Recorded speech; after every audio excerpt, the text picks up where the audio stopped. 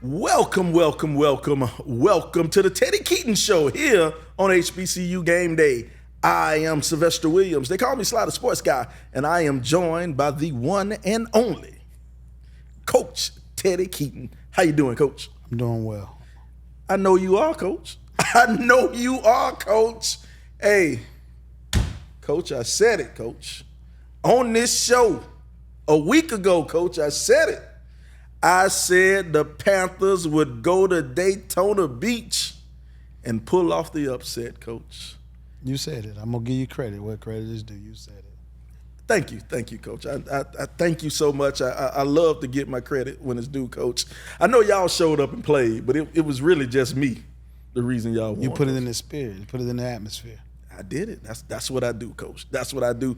In case you have been living under a rock, the Clark Atlanta Panthers went down to Daytona Beach and took on the Bethune-Cookman University Wildcats, and they came away with a win. Came away with a big win.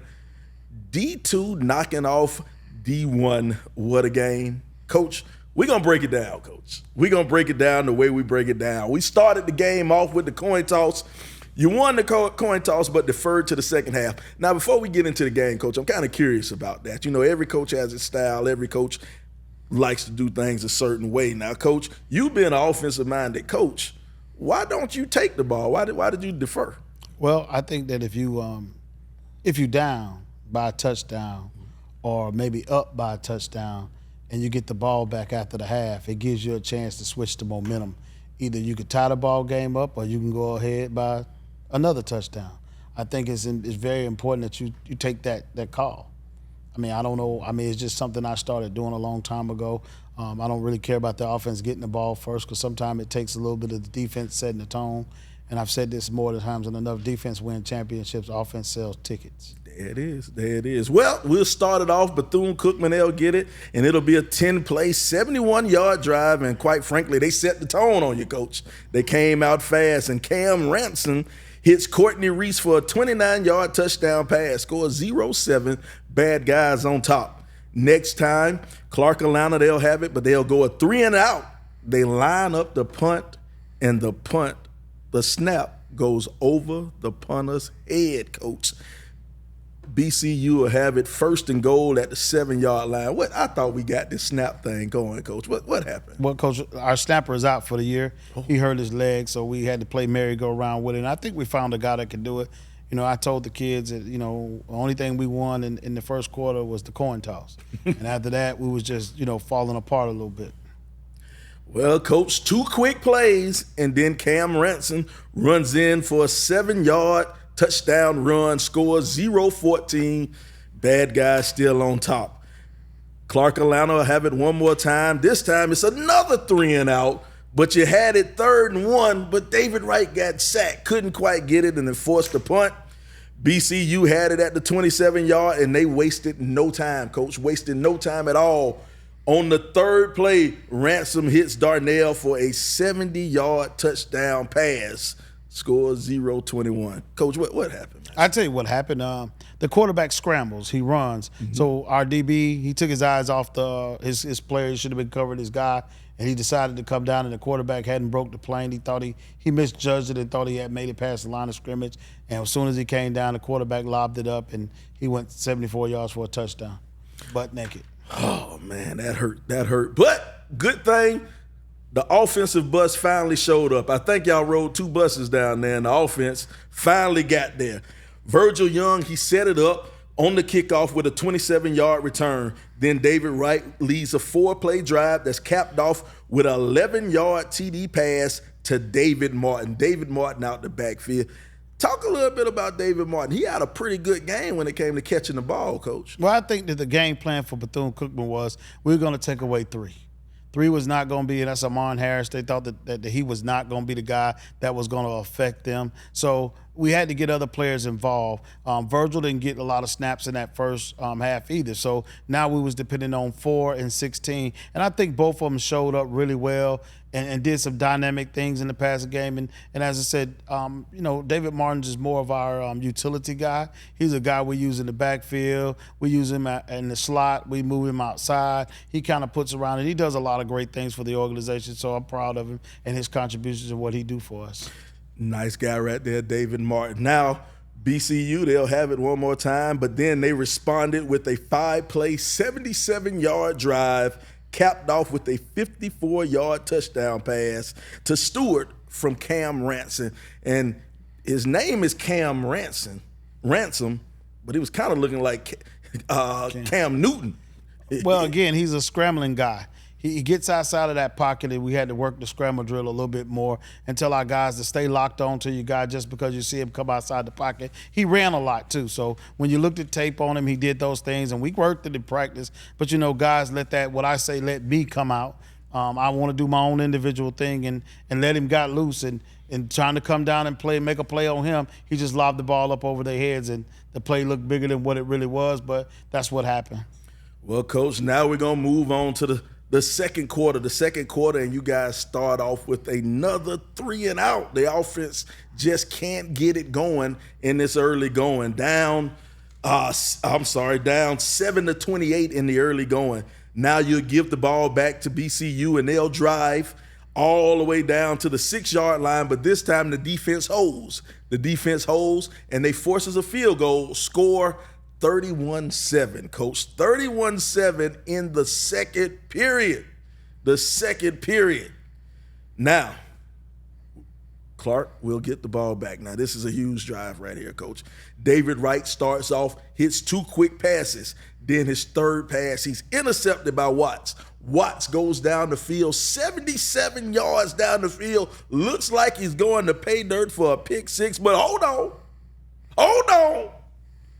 Amani Harris with the hustle comes back, pokes the ball loose at the CAU 11. Then CAU drives all the way down. And Coach, you got it. First and goal on the 5-yard line. You run a wide receiver reverse pass. Amani Harris to Delancey Tolliver for a 5-yard touchdown pass. Score 14-31. Now, Coach, it's a lot that happened on this drive, Coach. First, let's talk about your guy, Amani Harris. Hustles all the way down the field and pokes the ball loose. And then I guess you reward him with a touchdown pass, Coach. Who drew up the touchdown pass, Coach? That's Coach Marvin Cunningham. We've been working on it for a few weeks. One of those things we knew we might have to use it. And there's ago when we talked about deferring to football. That's the smart call. So we knew we had to get a point to at least cut the lead in half so we'll have a chance to be able to come back out in the third quarter. So we knew we needed to get not a field goal. We needed a touchdown in that possession. And the guys came through. And in terms of playing through the whistle, that's what we talk about. We talk about playing through the whistle, regardless of what the situation is. Hustle the guy down, make the tackle, make a play.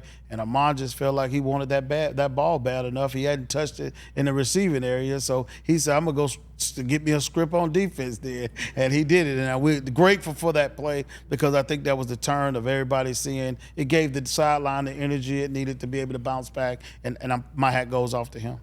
All right, Coach. Now the score is 14-31. BCU, they'll have it. Ball on the 26-yard line with 1:40 to go. Ransom kind of takes over on that drive. He has some long runs, some quick passes. He gets the Wildcats to the 10-yard line, and then Cade kicks a field goal with no time left. We're going into the half, score 14-34. 14-34. Bad guys on top. Now, Coach, we said Cam Ransom. He's looking like Cam Newton. The young man had 254 yards passing. He had 85 yards rushing. He is all over the field. You have your own man, Amani Harris. You talked about him. He had 0 catches, Coach.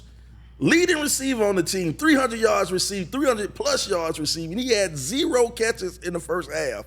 Jamal Jones, your other stud, he only had 28 yards catching, Coach. Whoo!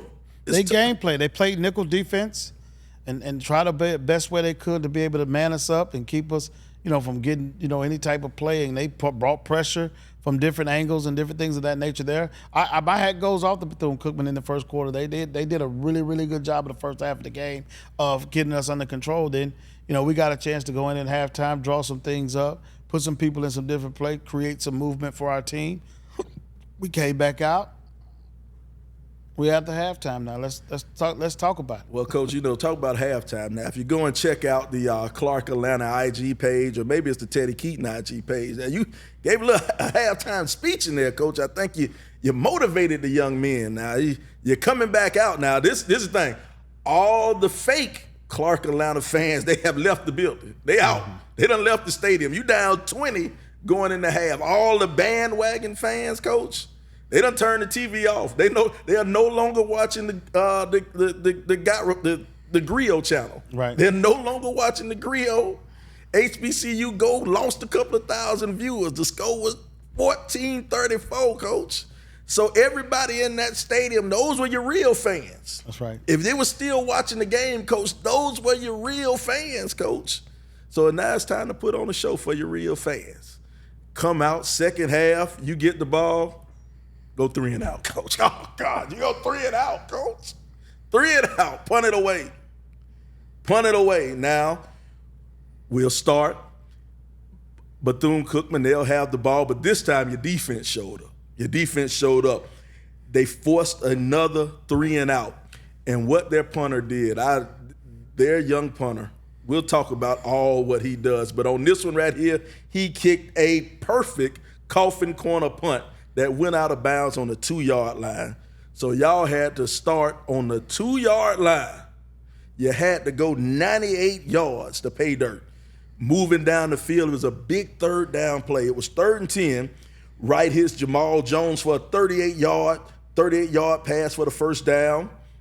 Then Wright hits him on the run while he was being chased out of the pocket. Nice throw, just moving out of the pocket. David Wright showing he's crafty. He's showing he not only has that arm, but showing he has the feet to go along with it, throwing on the move.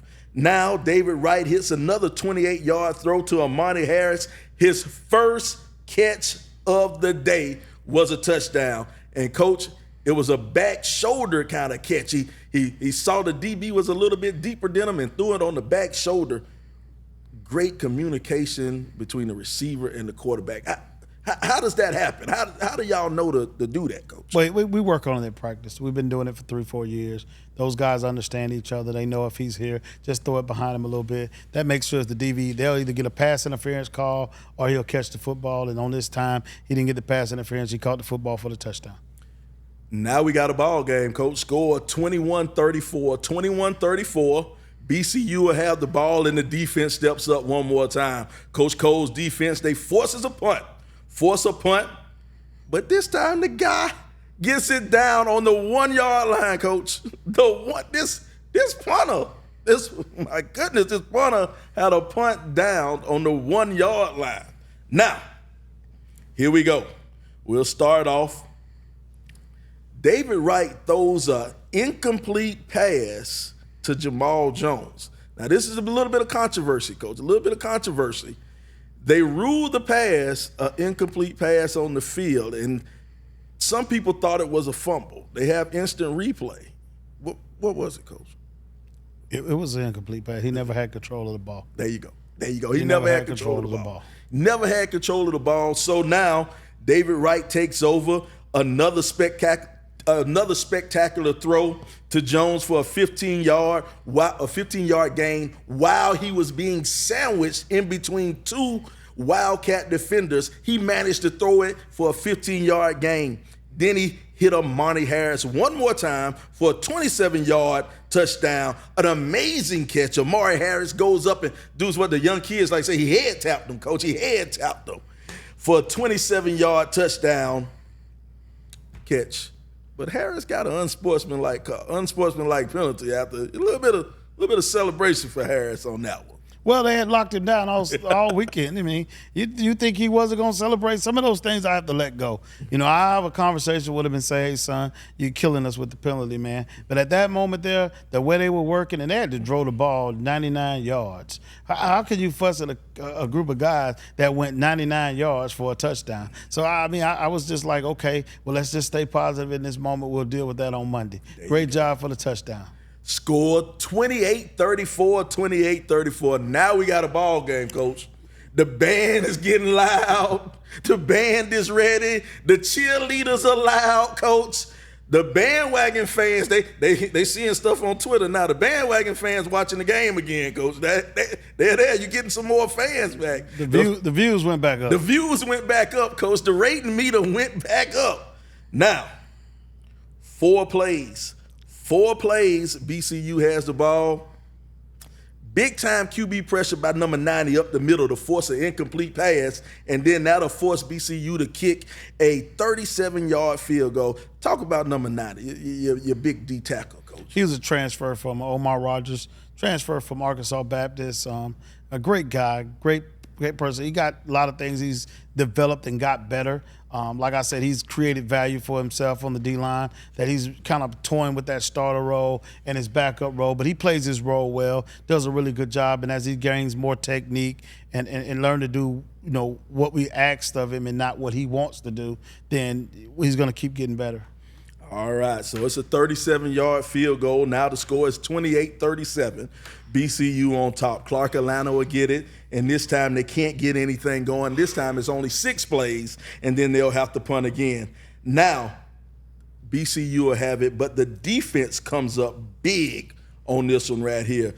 They gave up a 25-yard pass, but on the next set, the next 3 downs, they held them, and then on 4th down, Terrell Lumpkin and Artelius Edmonds come up to make the big stop on 4th down, and they force the turnover on downs. Now it's Clark Atlanta ball. They'll start the drive at the 32. But, Coach, they go 3 and out again, one more time with a 3 and out, and they're forced to punt it away. Well, punt it away, but the ball is fumbled. The ball is fumbled on the punt return. It wasn't fumbled. It was actually poked out by Brandon Givens. Brandon Givens poked it out, and then the young man, Seth Brooks recovers the fumble. And then David Wright steps up and does what David Wright does. He goes 4 for 4 on the next couple of passing plays, and he caps it out with a 7-yard touchdown pass to Armani Harris from David Wright. Armani went the whole first half and didn't sniff the ball, Coach. Now he has 3 touchdowns in the 3rd quarter, Coach. What's going on with this young man? Well, like I said, sometimes we have to go back to the locker room, figure out what they're doing to us, figure out how to make adjustments. And I think my offensive staff and my defensive staff both did a tremendous job in the locker room of getting their kids to understand the adjustments that we needed to make in order to stop the QB run. Because we had 2 players hurt us, the QB and the running back. And they were hurting us out of the backfield with the pass with the running back, and they was hurting us with the quarterback running and scrambling. So we had to figure out a way to corral him and keep him in the box, and the offense got a way to get him on. You can't have your best player, and we can't keep him in movement, so we just lined him up in different spots and moved him around so he can get some opportunities to touch the ball. And we all know when 3 touches the ball, there's some great things that can happen. He makes it happen when the young man touches the ball. Amari Harris, he's a special kid. Now, BCU, they'll have it. We're late in the 4th quarter, getting close to crunch time. BCU's last possession. Your defense gave up a 1st down. Then you had 1st and 10 was a tackle for a loss. Coach Cole calls a timeout. 2nd and 11, they completed an 8-yard pass. Then you had your 2-minute warning. 3rd and 2, a huge sack. A huge sack on the play. Eric Searcy came through with the sack to force a 14-yard loss on the sack to force BCU to punt. And now you'll have it. And this guy, this punter, Coach, I don't know who this punter is, Coach. This punter out of bounds on the 1-yard line again, Coach. He punted 3 times, and all 3 of them was inside the 5-yard line, Coach. Man, my hat goes off to that cat. I mean, I'm talking about when you want to see perfect kicks. Like I'm talking about, I don't know where they found him at, but I told my special teams coach, we need to go get us one of them. You got to find one of those. Well, Coach, it's crunch time. Everybody watching, a little bit nervous. 1 minute, 41 seconds to go. I'm gonna break this down, Coach. I know Randall said he was waiting for me to go do the play-by-play on this final drive right here. So I'm gonna give it to you. 1 minute, 41 seconds to go in the ball game. Clark, Atlanta, 1st and 10, ball on the 1 yard line. To get that pressure off your back, 1st and 10, you hand it off to Pender. Pender gets an 8 yard run. 2nd and 2, ball at the 9 yard line. Martin busts up the middle for a 20 yard run. 1st and 10, ball on the 29 yard line. Then you have an incomplete pass to Jones. Another incomplete pass to Jones, 2nd and 10. 3rd and 10 on the 29 yard line. David Wright, he will scramble for 5 yards. Couldn't find anybody open downfield. 4th and 5, 33 seconds to go. Call a timeout, Coach. You gather the guys in. What do you tell them? 33 seconds to go, 4th and 5. What do you say, Coach? Don't panic. Don't panic. Play the next play. Play the next play. We got it. We need a first down. Let's try to get it. Let's do what we do. Whoo, the tension is building. The tension is getting nervous. Got to stand up. I got to stand. Woo. Coach, it's getting tough, Coach. It's getting tough. 4th and 5. David Wright completes the pass to Jones. He needed 5 yards. David threw it 3 yards. Jones broke a tackle, and he picked up 7. And he got out of bounds, Coach. And he got out of bounds. He got out of bounds, Coach. Stop the clock. Stop the clock. We practice these situations every week. I tell you, it's rough, Coach. It's rough. I'm nervous. Me, every Panther in the nation watching this is nervous, Coach. 27 seconds to go. 1st and 10, ball on the 41 yard line. Incomplete pass to Harris. 2nd and 10, 21 seconds to go. Incomplete pass to West. But a penalty. Unsportsmanlike conduct penalty. 15 yards, Coach. The football gods was looking out for you, Coach. Hey, doesn't matter who give you the blessing. You got to take the blessing. I was standing in the need of one. Woo! 1st and 10. Nervous, Coach. Nervous. 1st and 10. Ball on the 44 yard line. 15 seconds to go. David Wright hits Martin. 6 yard gain. He'll go out of bounds. Clock stop. Incomplete pass. Clock stop. We throw one more incomplete pass. 3rd and 4. 3 seconds to go. Ball on the 44 yard line. The announcers for HBCU Go did a great job calling the game all night long. Did a great job calling the game. But, Coach, they said you need to set up a Hail Mary, Coach. They said they're trying to figure out the game plan on how you're going to throw it in the end zone for one heave. It's 3rd and 4, ball on the 44 yard line, Coach. But they didn't know. They didn't know, Coach. They didn't know that you had some freshman, some 18-year-old wet behind the ears freshman from Forest Park, the Latin leg, the young man. Oh!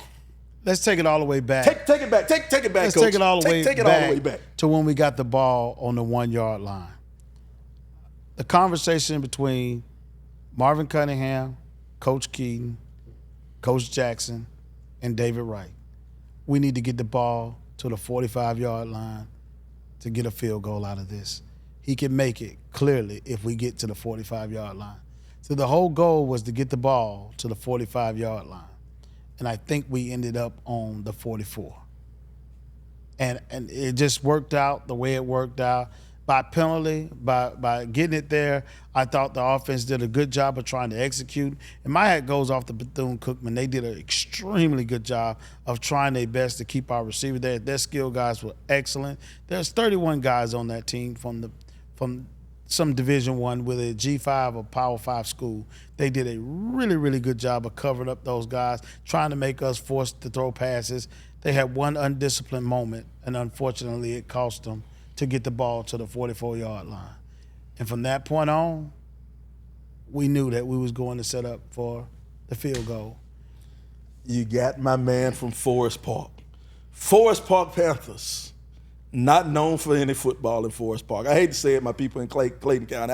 I love Forest Park. Forest Park, home of two-time NCAA women's basketball champion Sanaya Fagan, one of the greatest basketball players to ever play in Clayton County, current South Carolina Gamecock. And Stevie Cole, cold-blooded basketball. Her former coach. Is my outside linebacker coach. Her outside linebacker coach. And the court is named after Stevie Cole at Forest Park High School.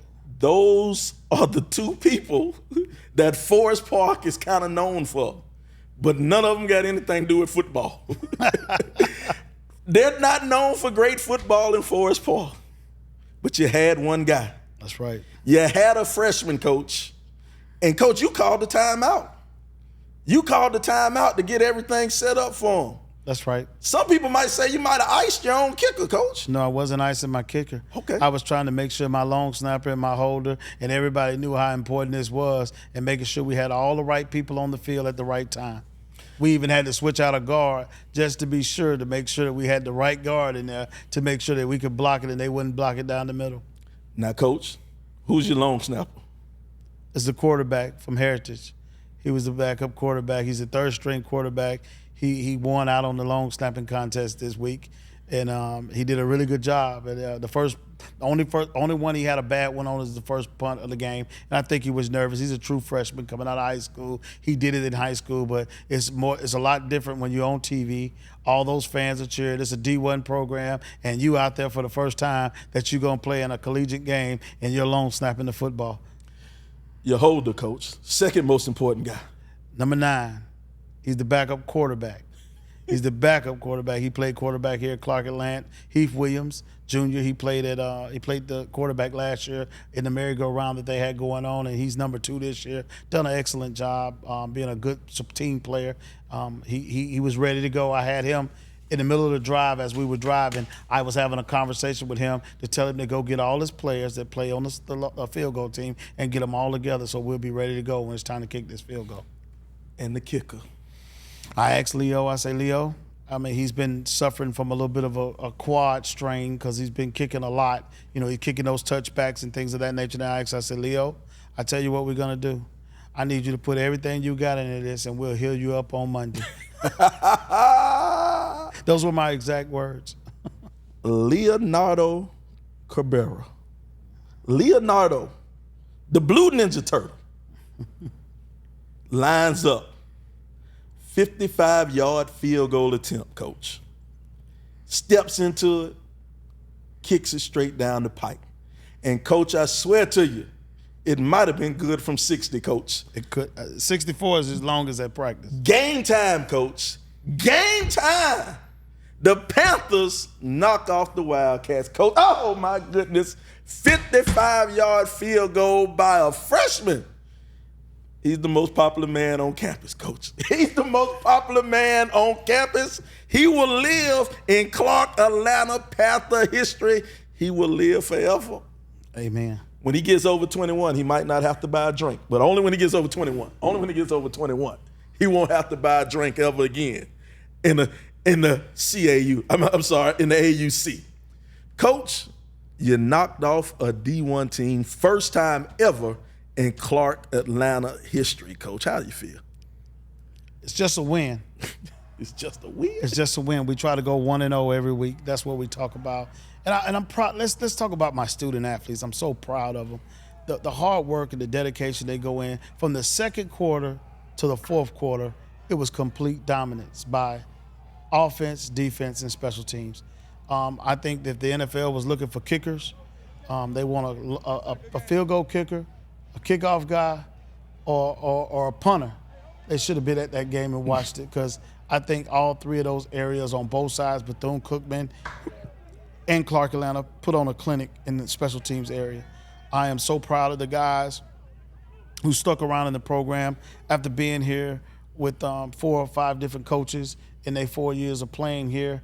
That's a lot for a kid to overcome, and to get a victory on the road in that capacity, being a D1, that's big for not just for the student athletes, but for Dr. French, Dr. Jarrell Drew, all those guys that believed in us. It was a great opportunity, and you walk away with a bag.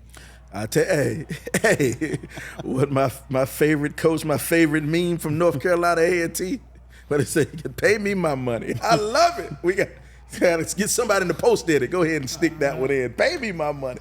I love it, Coach. Well, let's go over some final stats, some team stats from the game. First, we'll break it down. First downs, you won the first down battle, had 28-17. Rushing yardage, 72 yards rushing, but they had 95, and most of that coming from Ransom. Passing yardage, they edged you out on the passing yardage, 382 to 379 on the passing yardage. Total yards, they kind of beat you a little bit on total yardage, 477 to 451. You had 2 fumbles, but you didn't lose any. They had 3 fumbles and lost 2. Punts were almost even, but his punts were really, really effective. But we did a good job on punting. Time of possession, you kind of dominated the time of possession. 37, you got a quick strike offense, but this time you led that time of possession, those long 90-plus yard drives. Thanks, punter. Yeah, thanks, punter, making those drives so long. And third down conversions, 5 of 12. Fourth down was 1 of 2. Red zone scores, Coach. Red zone scores. 3 of 3 in the red zone, Coach. Now, you preach to your guys about getting in that red zone and getting some money when you get into that Again, red zone. we practice these situations. If you want to be good in the red zone, you got to have plays for that. You got to go down and you got to work it, and you got to have an opportunity when you get down there to know that we get there, we got to cash out. You can't go down there and get field goals. That's taking a deposit. That's putting a deposit in. Really, we just need to get touchdowns. And I think our guys did a really good job of having that mindset, and we're creating that mindset that we want to score every time we get down there. All right, let's go some individual stats. Let's break down the rushing. Trayvon Pender, he had 9 carries for 21 yards. David Martin, 8 carries for 44 yards. Allen Riggins, 1 carry for 4 yards. Jamal Jones had a 2-yard run. Cabrera had -20 on the bad snap, but we won't count that one. We just got to put it down there for stat keeping sake. The receiving side, Jamal Jones, he had 10 receptions, 127 yards. Amani Harris, after being shut out in the first half, he had 6 catches, 94 yards, 3 touchdowns, and a touchdown pass. David Martin, out of the backfield, he had 8 catches for 85 yards with 1 touchdown. Ronnie West, 3 catches for 40 yards. Virgil Young, 2 catches for 19. Tolliver Delancey, 2 catches, 14 yards, and 1 touchdown. And then our final stats, we give it up to our quarterback right here, David Wright III. David Wright III had a monster game. 49 attempts, 30 completions, 4 touchdowns, was only sacked one time, 374 yards with a long of 38. And an awesome performance by him at the quarterback. And even his attempts on the ground, he had 9 rushing attempts. He gained 50 yards, but his net was 21 yards, a net of 21 yards, and those were the stats for David Wright III. David Wright III, a quarterback for the Clark Atlanta Panthers. Coach, you celebrated. You had a good time. Big time win for the program, but time to forget about it. Got lame. That's right. We on to the next one. We give ourselves 24 hours. That's a true rule. We 24 hours and we on to the next one. My hat goes off to David Wright and my O-line. Mm-hmm. The O-line only to give up 1 sack. That's humongous. As many times as we drop back Those guys done a great job of keeping him upright. And then also it earned David, the ESPN sticker helmet this week. It was on ESPN, and he got the sticker by Joey Galloway. Shout out to Joey Galloway, because he had to dig deep for that one, and he found it, and we appreciate that. Big time, big time. Love it when a youngster gets that national recognition. And David Wright right now in passing yardage, I think he's second in the nation in passing yardage, and he's either tied for first or really, really close when it comes to passing touchdowns in the nation. Young man is having an excellent season so far. And you got to remember, he only played, he's technically missing one half of stats. That's right, because we only played a half a game. And he's just on fire. Some of the things that he's doing right now, we can't take credit for. As an individual, I think this summer he invested in himself. He went down and worked with some QB trainers and did some things in the backyard. Whatever he did, he came back a better kid. He thinking, making better decisions with the football. The interception that he threw, the two that he's threw this season, neither one of them belonged to him. They actually belonged to the receiver, because the receiver got to put himself in position to make the play. Because David Wright anticipates throws. He does things that it's unrealistic to watch him and Amon and the way they do things with the, with that chemistry that they have. And then you add Jamal Jones in there, Ronnie West in there, and we never talk about five, but he does a really good job too. I'm from Lane College, and he does a really, really good job, and we're really happy to have those guys. Virgil Young does a really good job you add that out there, that's hard to cover. And then you had a guy that throws strikes like David. He anticipates throws. You could see a guy and there's two in the gap, and you like, Jesus Christ, how did he throw that? He puts it on the money, Coach. He puts it where it needs to be put. And what I love about him, his throws and also his decision making. That was a question mark, because he's a gunslinger. Mm-hmm. He loves to throw it and throw it around, and sometimes when you have a big arm like him, kind of like a Brett Favre, you want to put it out there, and now he's still throwing with that big arm, but the decision making, he's not even throwing bad passes. He's not like. A lot of times, it may be incomplete and it's just a bad pass, but I'm not even seeing him throw bad passes this year. He's doing like I said again, when you see him at practice, he just be, and it's like the game, it's like the video game. You see a guy just going out there, and when he in a zone, he in a zone. Even at the beginning of the game where we talking about we started slow, he didn't start slow. His receivers started slow. Couldn't get off a jam or got rammed up somewhere, or they were grabbing and holding them, and they wasn't fighting off and using the tools that they've been put in their toolbox, been equipped with. So those are things we'll work on this week to make sure that, they'll see a dose of that, to make sure that we won't ever get ourselves in that situation. We do a good job. My hat goes out to my coaching staff for being poised and making good decisions. Right there at the 2-minute warning, but when BC had the ball and we had 3 timeouts, we gave them the second down and we took the timeout because we know we was going to get a third. Well, we'll get that timeout back with a 2-minute warning, which I thought was great. All we needed, the defense, was to get a stop. They got the stop. The 2-minute warning came. Now it's 3rd and long. We get the stop. Now we got enough time to be able to do what we need to do, because they certainly were trying to milk the clock. Wow. Big time game. But we got Lane coming up. Going to Memphis won't be a true home game for Lane, but it's pretty close enough. But you get to take your team to Memphis and take on this Lane Dragon team. Now they're coming off a tough loss to Miles. They'll be ready and looking for you now. There's some talent over there on that Lane side. What are you gonna do this week to kind of control that Lane offense, Coach? That 2 running backs are really, really good. Number 8, number 10, and then you got the wide receiver, number 1, who's emerged around here a little bit. We haven't seen him, but you've heard talks about him. And now, I think they do a really good job up front. Their O-line is big. They do some good things on defense, too. I think they got some good exotic blitzes and how they come at you. We got our work cut out for us. And we just been on the road. We've been on the road since hadn't been home in a while. And going on the road is always sometimes a good thing, but sometimes the trip takes a toll on you. And what I'm concerned about this week, and it's something that we're stressing, and I stressed in my Monday morning staff meeting this morning, is that sometimes after an emotional win that we just experienced, a historical emotional win, teams sometimes historically they've left everything in Bethune-Cookman. I need them to bring it back to Atlanta so we can take some of that to Memphis that we don't flop right after a big game like that. So it's important for us as coaches to get our guys back in the saddle, make sure they understand what's the mission, 1-0 every week, and understand what to do, how to do it, and why it's important to do it that way, because you're talking about a program that's not used to winning.